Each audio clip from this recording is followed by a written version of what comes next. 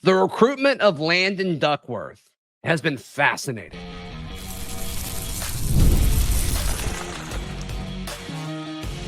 You are Locked On Auburn, your daily podcast on the Auburn Tigers. Part of the Locked On Podcast Network, your team every day. Yes, welcome on into this special bonus edition of Locked On Auburn. I'm your host, Zach Blackerby, and thank you so much for making us your first listen every single day, or maybe your second listen, as this is our second show we've dropped today. Jumped on Locked On College Football, our national show. Spencer McLaughlin hosted. He wanted to talk about Landon Duckworth and his overall recruitment, Auburn versus South Carolina. Here's that conversation. The latest on one of the premier signal callers in 2026 was Zach Blackerby of Locked On Auburn. Why? Because Auburn is in the mix. How about that, Zach? I want to start with Landon Duckworth on this question. How badly does Hugh Freeze need this commitment? That's so interesting because I think it's a lot, but I don't think it's because he's a talented quarterback. I think it's because of what comes with it. A narrative has grown that Auburn is lacking when it comes to recruiting for these top guys. They're getting second, Spencer, for so many of these dudes, and that doesn't really help you. It helps you more now in the transfer portal era than it used to, but that's not what Hugh Freeze is banking on. So, they got Deuce Knight. I don't think it's the biggest deal in the world if Auburn doesn't get, a top quarterback in this class, but they missed out on a few other guys, and now it seems like this is their clear priority. He's very good. He's very athletic. He's an in-state guy. That's been really big for Hugh Freeze and his staff since they've been there winning the state of Alabama. So it's a lot, but I don't know if it's necessarily for all because of him being a good quarterback, if that makes sense. Yeah, in-state kid, the finalists reportedly are Auburn and South Carolina. Why do you think the Crimson Tide are not in the fold? I don't think they were ever really in it. I think they've got their guy. So I think that's all that is.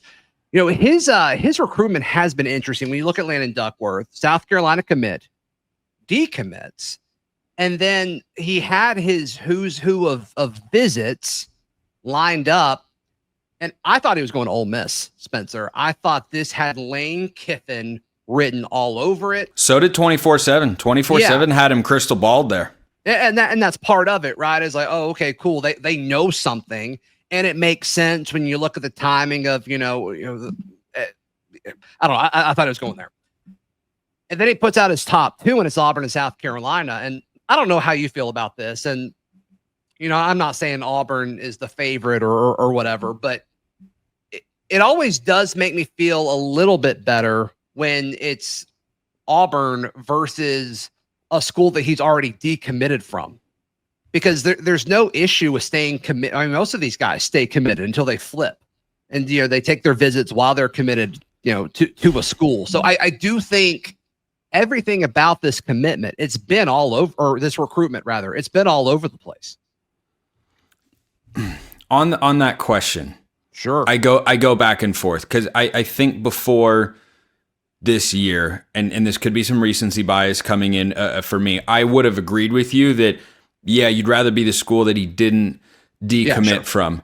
Now, this guy who hosts the Oregon Ducks podcast at our network, who I'll admit I bear a striking resemblance to, and he does a good job. He was telling me the other day. Yeah, and you know what? Okay is fine. There's nothing. Being okay, average means you're better than most. Number one Oregon Ducks podcast. It could be. I feel pretty confident saying that. It very well could be. I'd have to do a deep dive, but I think you might be right.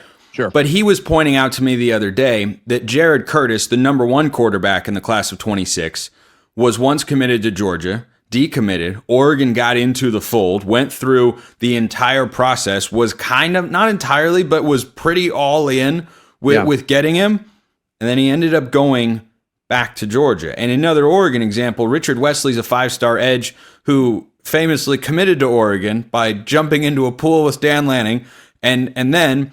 It was like a week. A week. 17 days. 17 days to be exact from that video. He had reopened his recruitment, but it wasn't a decommitment. But he has long stated that Richard Wesley is likely to wind up going back to Oregon. So I think it can go in either direction. It is Sure. where I land. And it depends on the kid. I don't have any data in my head to support the idea that, well, when a kid decommits, he's, X percentage less likely to go back if that school winds up in, the final 2 or 3. I think it's more, some kids take their commitments more seriously than others. Some of them are, I want to commit. I'm doing a whole ceremony. I'm doing this and whatnot. And some guys are, yeah, I'm verbally committed here.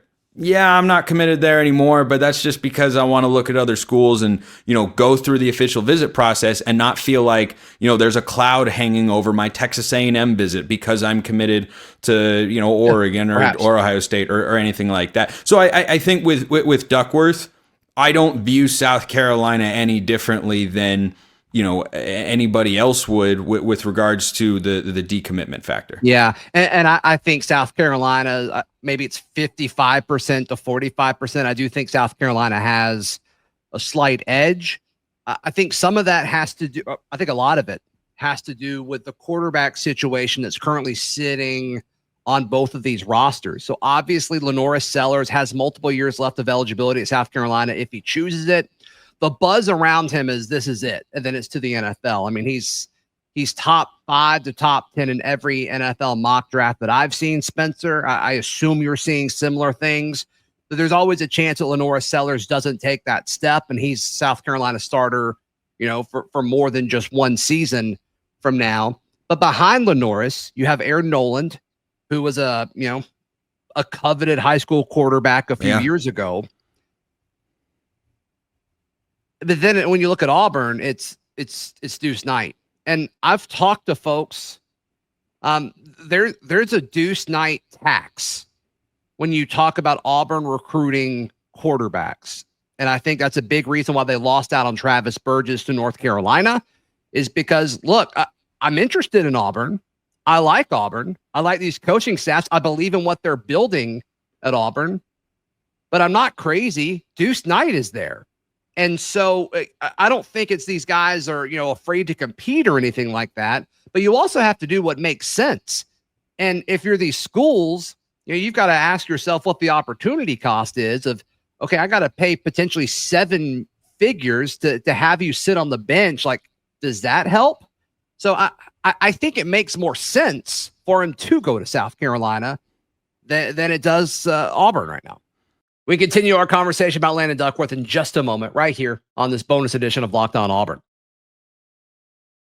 Today's show brought to you by our friends at Monarch Money. We've all been there. We've all checked our account and where did all my money go? You ask yourself. Well, you don't have to worry about that anymore when you get Monarch Money. Between dining out, online shopping, entertainment, it's easy to lose track. And Monarch Money, it comes in as your personal CFO. It gives you full visibility and control over your finances. It's not just a budgeting app. It's a complete financial command center. So take control of your finances with Monarch Money. Use code LOCKEDONCollege at monarchmoney.com for 50% off your first year. That's at monarchmoney.com. Code LOCKEDONCollege for half off your first year. The opportunity cost took me right back to my college economics classes. Yeah, like economics 101. Yeah. Yeah, I think that's the last time I heard that specific phrase. I did have a thought pop into my head with regards to paying a guy that's not actually playing. When you're moving into a House v. NCAA driven world with a $20.5 million salary cap, but most of which is expected to go to football. I imagine Auburn will fall into that camp where 90% will go to football and men's basketball combined. It'll be probably 75-80% football. But then you have the NIL Go Commission, which is going to get challenged in court. But let's say it gets held up. I don't think you're going to have backup quarterbacks making $2-3 million or $1-2 million just to sit there, because I would suspect that the accounting firm Deloitte's going to look at that and go, that's not fair market value. That's you hoarding a potentially talented player for, your own purposes when he should be able to go out and get a comparable figure to what you guys would offer somewhere else to where he could go start.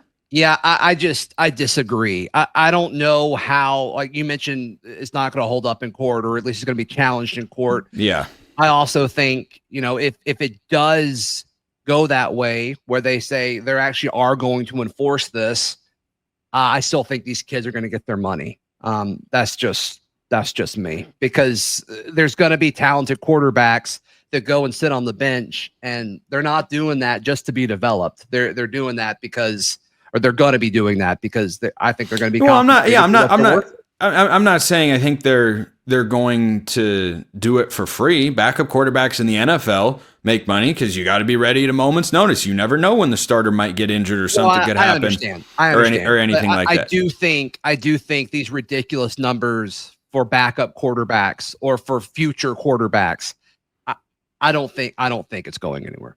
Well, that's one man's opinion. Then again, that man is the man, the myth, the legend, Zach Blackerby of Locked on Auburn. So perhaps we should take that with more than just a grain of salt. I've identified a trend in college football, mostly for two programs, and I don't know. I don't know. I have thoughts, but I don't quite know. Always enjoy chatting with Spencer McLaughlin, the host of Locked on College Football. You make Locked on Auburn your first listen every single day. Hey, a second listen candidate, a strong second listen candidate, in my opinion, is Locked on College Football. Curious to see what happens with Landon Duckworth moving forward. On tomorrow's edition of Locked on Auburn, we take a deeper dive into the state of Auburn recruiting with Brian Smith of the Portal. And it just seems like Auburn's in the top 2 or 3 with a lot of these guys, Landon Duckworth included. Do they earn the commitment from some of these guys?